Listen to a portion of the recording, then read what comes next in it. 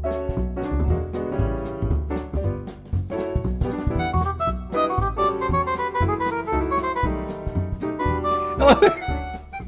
everyone and welcome to another edition of the Slate here on the Mr. Warren Hayes Show YouTube channel, which is youtube.com/MrWarrenHayes. What is the Slate, you ask? Well, it is a half-hour preview show that I do every Monday, Wednesday, and Friday where we recap what's going to happen in the wacky world of professional wrestling later on in the evening. Mondays there's Raw, then there's the Wednesday Night Wars, and then SmackDown is Friday. And tonight we're starting a little earlier again this week, 6:30 instead of the usual 7:30 time slot in which I do the slates, because since we're talking about previewing stuff that's happening in wrestling, might as well go ahead and talk about the AEW Women's Tournament, the Eliminator Tournament, which continues tonight. So that's what we're going to be talking about tonight.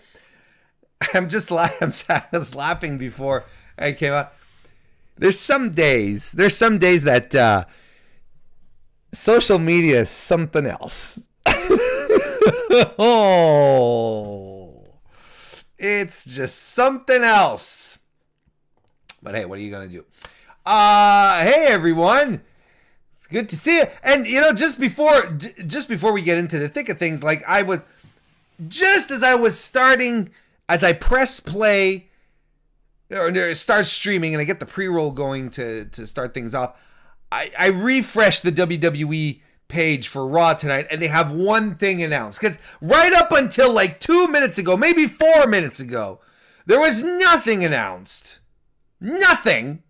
Now we at least have something. So we're going to have a little smidgen of Raw to talk about tonight. But hey, you know what? Look, well, we're going to make do with what we have. I don't even have a drink. I'm going to be parched. I'm going to get so thirsty in a minute or two here, folks. Holy shit. So there we go. So we're gonna get into it. We're gonna talk about it. We're gonna enjoy ourselves, but I want to enjoy the presence of the people who are joining me live here tonight. Like Flowman, how you doing? Welcome to the chat. Evan Wright is here as well. Good to see you. Jermaine Presley, hi. Welcome here as you as well. Imran Abbasi, good to see you. Carlos, Chris Greenlee, and Anakin. How is everyone tonight? Yes, I do have to get that fucking cooler. I knew. Maybe that should be, it should be a goal, you know, like a stream goal. Like at some point it's like, I get a cooler or a mini fridge. I think at that point, maybe I'd prefer a mini fridge, because there's one thing. Here's the thing is that I like cool drinks like anyone else. I like water. I like, water, soda, juice. Not all types of juices, but juice, water, soda, but sometimes you just want to lean over and get a little yogurt cup, maybe get like a slice of deli meat with it, and you add just a bit of mustard on top. Okay, the cooler works great for drinks, but like for food stuffs, maybe not always. But I thank you for being here, everyone. And again, I started something real cool today that I'm really proud of. I'm not gonna lie. I've started up a new series over at Pro Wrestling Illustrated on their YouTube channel, and I'm really excited for that. Where I basically do retro reviews of classic wrestling pay-per-views.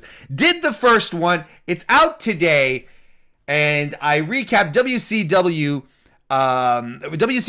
Wrestling War 91 with a pristine War Games match at the end. Some good stuff. I invite you to go check that out. Follow Pro Wrestling Illustrated on Twitter to begin with. Follow me, and you'll get everything that you need there.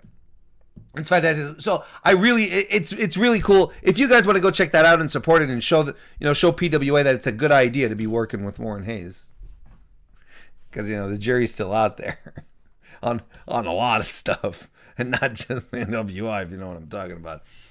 The only people that put up with me on a daily basis is my family, and they have to. Oh, brother. So, what do we do? What do we start with? Evan Wright left us a super chat. Thank you very much, Evan. He says, 6 months without Anna Jay Hiromu. It's pain. Yeah, Anna Jay was announced today that she's going to be... Well, let's Actually, you know what? Let's start talking about... We'll talk about WWE first, because there's one thing. There's just one thing to talk about. Let's go with that. We'll start with WWE today. There's literally one thing.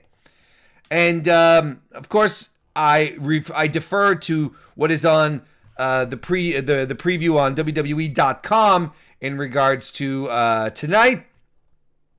And this is what we have lined up for Monday Night Raw, ladies and gentlemen.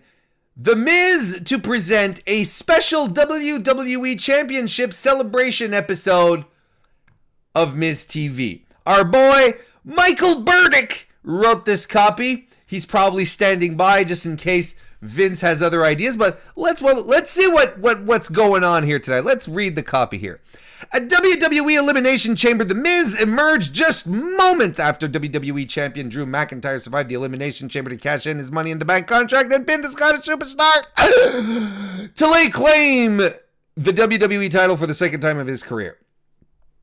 That's a long sentence with a very minimal use of punctuation.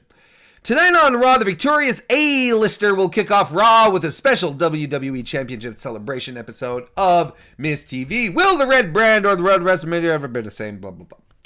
I'm gonna look. There's a lot of stuff that I feel like I want to keep for Thursday for the main Mr. Warren Hayes Show podcast. But okay. Anakin left us a super chat. Thank you very much, Anakin. Says, mark my words, says Anakin. Miz doesn't leave Fastlane as champ. I can get behind that. And I would have a tendency to agree. That this is a situation that will very, very likely happen. And he won't... I see two possible scenarios for this. Either... they're like, okay, Drew at Fastlane wants to kick the shit out of Bobby Lashley and then regain his title at WrestleMania. And to me, that kind of makes sense. But there's a much better potential feud, and there's a much better, more compelling match in Bobby Lashley versus Drew than Miz and Drew. So I don't see Drew going in to WrestleMania without his title all that much, you know? That's what I think. But, hey, Kristen Ashley, the first lady of the Mr. Warren Hayes Show is here. How you doing, Kristen? Welcome to the chat. I don't have a problem with Miz winning. I like the Miz. I think I know there's a lot of instinctive Miz hate, and I can understand people not liking a wrestler. That's okay. That's all subjective. In my book, Miz winning the title, it's fine. You know what's going to happen tonight when on Miz TV? Here's exactly what's going to happen. Miz is going to come out, and he is going to cut a fantastic promo.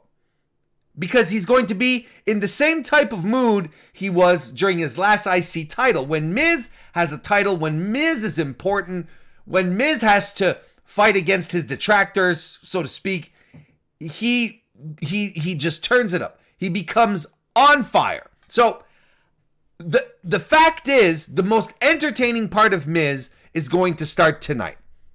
And I'm convinced he's going to do a fantastic job on the mic.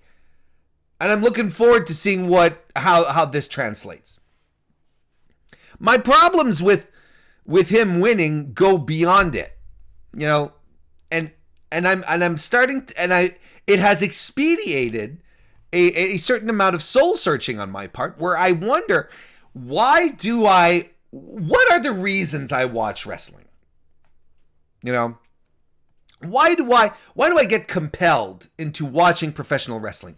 And I can tell you straight off the bat, it's not because of the stories. It's not because of the, you know, it's not because of the, the Fiend stuff. It's not because of, these complex angles between wrestlers and these storylines and, she used to be a Marine or whatever. It's not that. that doesn't get me into wrestling. That's one thing. That's the one thing that I'm turning it, that I'm like, I don't turn in for the storyline. If I want stories, if I want dramas, if I want comedies, I will go anywhere else than professional wrestling. Because most of the time, and the exceptions are there, but most of the time,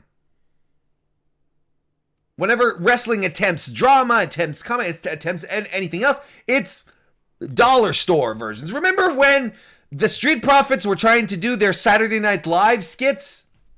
It's like, that's not why I'm watching. I don't want to tune in and watch guys be funny. I want to turn in and watch guys be funny in a ring. Some good comedy wrestling I can be there for. It's wild because WWE will always talk about Vince, Triple H, Stephanie. They will always say, no one can do what our superstars do. No one can, there's no one out there who's more athletic. No one can even try to do what we do. But them on the flip side, them being WWE, they'll be like, oh, well, our boys and girls can sing, they can dance, they can do comedy, they can do drama, they can act. But, hey, you can't be a WWE superstar, though. You can't do what they do in the ring. Oh, no. Stay away there, Hollywood guy. The ring is not for you. So I've started, especially, after some discussions that happened on Twitter today, I'm really wondering, it's WWE and I just going down, have the paths finally split? Has WWE been like, nope, okay, we're going this way, and I'm just deciding not to follow, because Miz winning with money, with the cash in last night, it's not a problem. It's not a problem. I feel, how can I watch pro wrestling, simulated combat sports, in an environment where wins and losses don't matter? And I'm not talking necessarily about the Money in the Bank thing. I'm talking an environment in WWE where literally we've been told by Bruce Pritchard, by Vince, wins and losses don't matter in WWE.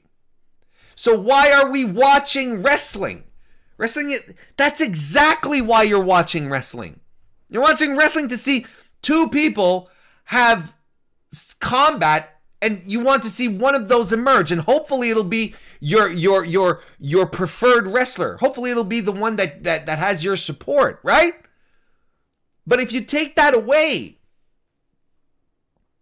if you remove it from the equation, and you're like, wins and losses don't matter, then I'm like, there's no point. Like I said, soul searching. But as far as Raw goes tonight, I mean, this is classic WWE, right? They're going to announce, the one thing they announce is something that has nothing to do with a wrestling match, right? That's the only thing they have out there, and it's an interview, and it's going to kick off the show. Well, okay. I mean, this is classic WWE. We're putting emphasis on things that aren't matches, and we're starting off shows that without a wrestling match. And I'm like, okay.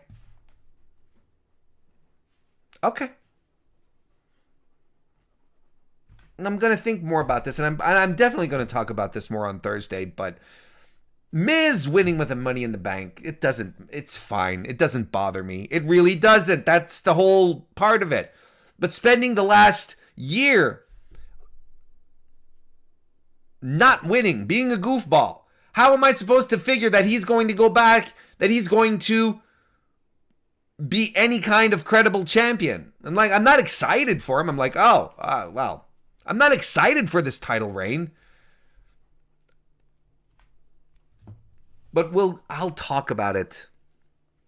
I think, more on Thursday. But as for tonight, I think you can expect a fire promo from The Miz, and hopefully a smattering of matches in your 3-hour show, folks, because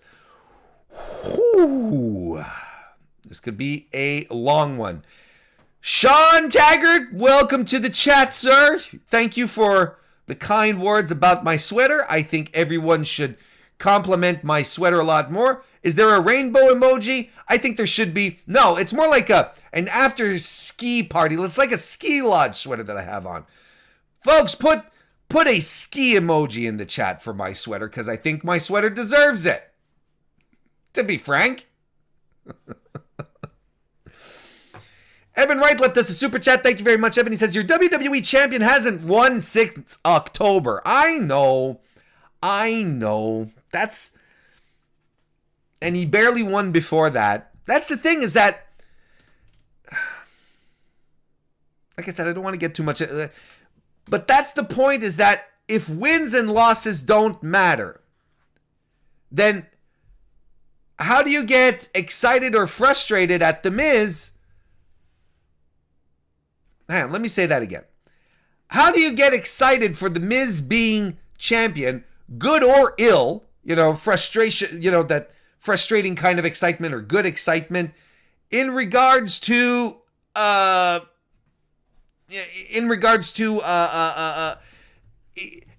if all he's done, right, was just, if all he's done was lose matches and never really come up winning in any type of circumstance, how do you get excited for that?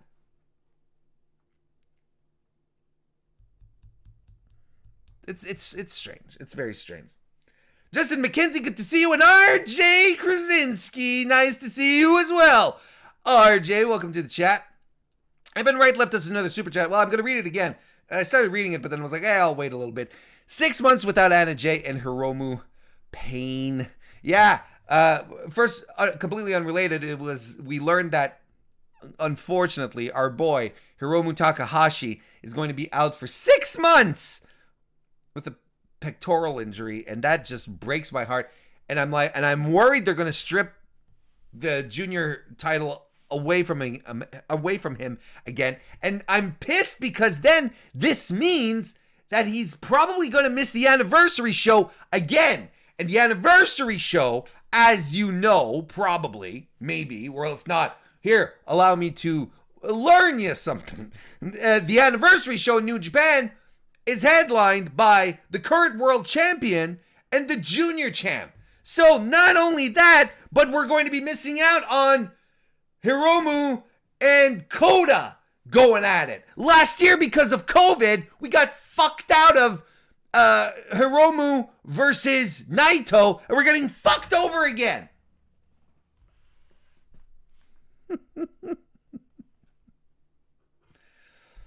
Oh, but look, as long as he takes the time off and he comes back and he's fine, I mean, that ultimately that's all we want. We just want a healthy Hiromu. That's all we want. That's really all we want. Evan Wright left us a super chat, and a good idea, actually. Thank you again, Evan. He says, I hope they decide the new junior champion through the best of super juniors. That'd be, hey, have the tournament, hold the tournament a little earlier this year. Just as simple as that. Have it happen sooner. Yeah. And vacate the title, and the winner this year wins the cup, well, the trophy, and the title. Good idea. I can get behind that. Have Despy win. Manny Santos and Thomas Gories are here as well. Good to see you. Welcome to the chat. All right, so, and then it was announced as well that Anna Jay is injured. She's been injured, but they just hadn't announced it yet. And she's going to be off for 6 months as well, which directly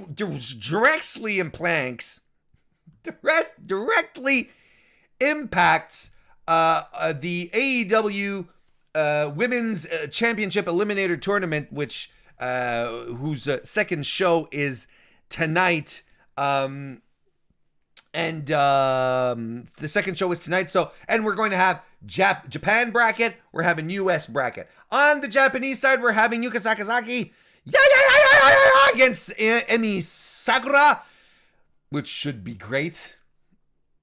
It should be good. Like, Emi was completely alive in her match last week against Venny, and it should be awesome. If my money here, my money, you go. I think you go with Yuka, because and Yuka is still my pick to go all the way, right? Because I'll refresh your memories at the end, but Yuka is still my pick to go all the way to the finals. I still think she's the right choice. Aja Kong versus Rio. This is gonna slap. This is gonna be a big, strong match from big, strong ladies. It's gonna be good. I'm super excited to see it. Again, Aja Kong last week was lighting it up, but she was in her element. Everything she was doing was absolutely perfect, and she was played to her strengths, right? And Rio can do the same, but Ryu Mizunami, of course. Rio will probably present more of a challenge. And I'm down with that. I'm really excited to see how this one's going to go, because it should be a hard one, like a good old fashioned slippity slapper. I'm excited to see it. And props. I don't think any spoilers have leaked, right? I haven't seen anything. Not that I want them, but I think it's cool. I think that means that there's a lot of people who are behind this. If shit isn't leaking, I think it's a big deal. I really do. Manny Santos, our man on the inside of the WWE, welcome. And Brian Payne, good to see you as well. Welcome to the chat. But I think I already said hello to you, Manny. I just realized that you get double salutations tonight. On the US side, we're getting Nyla Rose versus Ty Conchi. Now, I'm thinking that I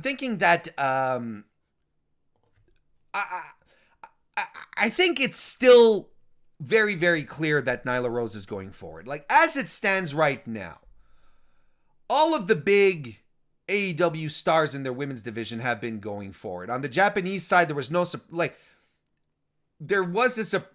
not that there was no surprise, but everyone who was signed to an AEW contract all went forward. Yuka, Emi, Aja, Rio, they all went forward. Riho going forward over Serena Deeb makes sense. I've been over this. I think I also think there's a case to be made for Thunder Rosa moving forward in the tournament as well. But I really don't see Nyla Rose not going forward, because she has been a cornerstone of this division. She really has been. She's been a cornerstone of the women's division. I think she deserves to get to not be knocked out in the first round and move forward. She's not my pick to go all the way, but I think she should move forward. That being said, if there was one match where I think that you could have a true underdog situation, at least on the American side, a bracket buster, if you will, Ty Conchi would be the woman to do it, and I think that would make a lot of sense. I think there's a case to be made for Ty defeating Nyla Rose, and I wouldn't be surprised. I wouldn't even be mad. I'd be like, sure, I can totally get behind this. And I mean, what does it do at the same time? Helps raise her stock a little bit. She's like, oh, I took out Nyla Rose in the tournament. I mean, that's a nice something to put, a nice notch on your belt. Your black belt, by the way. So there's something to be said about both situations. So this is the match that to me is a little more of a coin flip. Not really a coin flip. I don't think it's that 50-50, because I'm still edging more towards, I'd say 65-35. That makes 100, right? I'm terrible at math. 65% I feel like it's going to be Nyla who's going to win. But there's a non-negligible amount of chances, I think, that Ty just might pull it off. So I think that would be very good. I think it would be very good. And in the other match, we've got Brit Baker, of course, who was supposed to go up against Anna Jay, but who Anna Jay is being replaced by Maddie Renkowski. Weird choice. And there's so many reasons why this was a weird choice. AEW's been, why not Kylan King? Like, this is the first name that just pops into my mind. And there's so many talent, so many women talent being used on Dark right now, being used week after week that people already know. And YouTube show to YouTube show, I mean, if anything, there is probably more crossover between the Dark viewers and there's probably more crossover with the Dark viewers and the tournament show on Mondays than there is with the Wednesday show and people on the YouTube channel. That would be my guess. So in that perspective, it would have made a lot of sense to have someone from Dark, a well-established name from Dark, be on the show. So, I mean, that's weird. And Maddie Wakowski, Maddie Wrenkowski is also, she's the one who did that very questionable hair tweet with Bianca Belair a couple of weeks ago and got called out by Swole. And it's, me personally, it's left a bad taste in my mouth. And I'm like, why? I found it interesting. And I was talking about this in the Discord before popping in. I find it's very, very interesting that the tweet that was put out to announce the change, you know, that they emphasized that she was Thunder Rosa's protege. Like, they want to soften the blow of the change, maybe want to soften, you know, hey, we know she, you know, she caused a bit of a storm a couple of weeks ago, but remember Thunder Rosa? You guys really like Thunder Rosa. Thunder Rosa is really liked. You guys think she's cool, right? So look, she's a protege of that person you think is really cool. So she's got to be cool, right? It's a weird one. It's a weird one, and quite frankly, but it's probably not going to happen because it's not AEW's MO. But Brit should just destroy her. Like, I don't know why you'd cover for Brit here. Like with Anna Jay, I would completely get it. Have a good competitive match with Anna Jay. Completely get it. Here, there's no reason. There's no reason. And I was where's Big Swole in all of this? Not necessarily that I would have wanted Big Swole in this situation.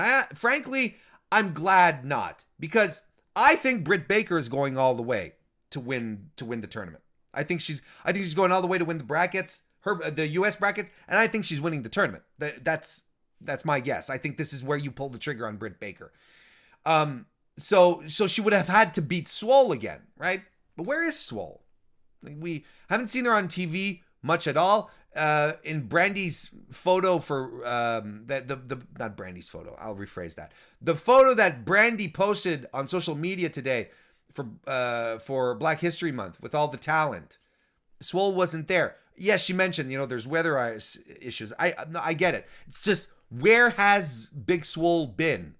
You know, not on TV, not mentioned at all. You know, I'm just like, this is an extraneous thought. Not that I wouldn't want to, I don't think it would have been a good idea to put Swole in the first round against Brit Baker, because I think this is Brit's time. I really think this is the moment to pull the trigger on Brit Baker, quite frankly. And she goes all the way, and she goes to Revolution, and she beats Shida. Now, this is why I want Yuka Sakazaki to win on the other side, because you want the classic babyface heel dynamic in this one, because you want Brit Baker to be the dastardly heel to the outrageously charismatic and adorable natural babyface that is Yuka Sakazaki. Yuka Sakazaki just has to pop out from behind, come down the babyface tunnel, and people are like, yeah, I like this guy, I love her, she's fantastic. She just has to pop out, and people are behind her. Brit she's a complete heel from top to bottom. So you really want this. You really want this title, this tournament, to end with a strong heel babyface dynamic. Anyway, it's about to start in about 26 seconds right now, folks. So we better start wrapping things up. Thank you very much for joining me. Don't forget to check out my new video series, classic pay-per-view reviews for Pro Wrestling Illustrated started today. We're doing, I've done WCW Wrestle War 91 to start with. It's a good time. Go check that out. And come join us in the Discord. We're popping in. We're going to be watching the women's tournament right now. It's a good time. Link is in the description. We'll see you next time. And enjoy Raw too.